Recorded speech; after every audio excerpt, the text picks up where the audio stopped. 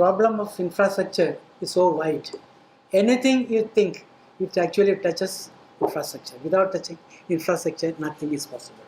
Nowadays, now one good thing about Kerala, what we are saying, recent floods have united Kerala, I should say.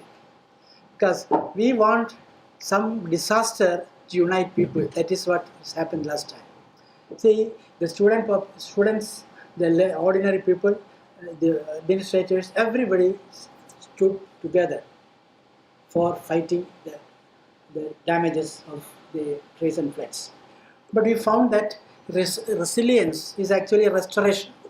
But we have to think of not only a restoration, but further development also. In restoring what the houses which are already destroyed, the roads which have been damaged, and the bridges which have been collapsed, all things require very quick action. Where are we competent to make such quick action to build up what has been lost? So a technology, we'll have to use technology. The use of technology is very important. Housing construction, which you said, and also our mindset, as our distinguished friend has said, a 3-member family wants a 5,000 square feet house. That is our culture, I should say, or rather mindset. We always want to have a very big house. Even people who go to Gulf, when they earn some money, they actually spend all the money for building houses which beyond their capacity, and they actually end up in debts, bank loans, etc. So we always want to look at the other man, neighbor. If a neighbor buys a car, we should also buy another car. Neighbor builds a house, we should build a house better or bigger than the neighbor's house. So that is our mindset. That has to go.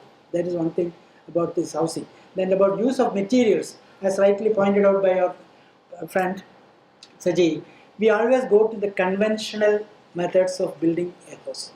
In many foreign countries, they use steel instead of wood. Many steel structures are used even for multi-story buildings. But here we always go for the cement and the cement mortar and also rubbles, etc.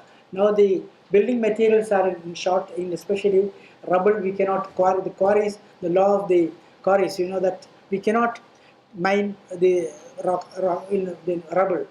So building materials is a real problem here, and so we should design houses which use less of such materials. Similarly, wood.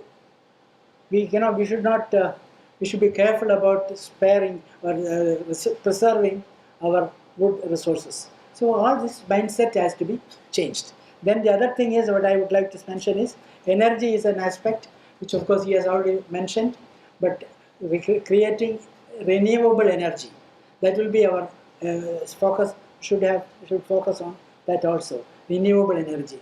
Then of course carbon blueprint, etc. Of course it has been already mentioned, which I do not want to say anything.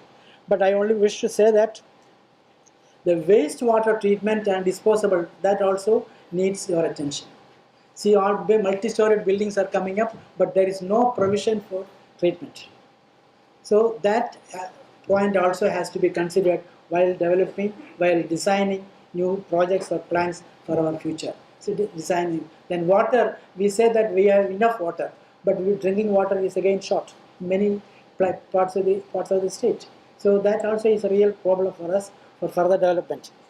Then of course use of technology may be one of the main sources that we should depend upon for further development. Then about, somebody was mentioning about prediction of disaster. We cannot. If something happens in tsunami, last time something happened in Indonesia which ended as a tsunami here. Even recently, you know that Indonesia, they are suffering. So people are really afraid whether that will create problem in our state also. So the disaster is never predictable. So only thing is we have to be careful. If there is a possible disaster, we should be careful to face it. That's all I can say. So thank you very much.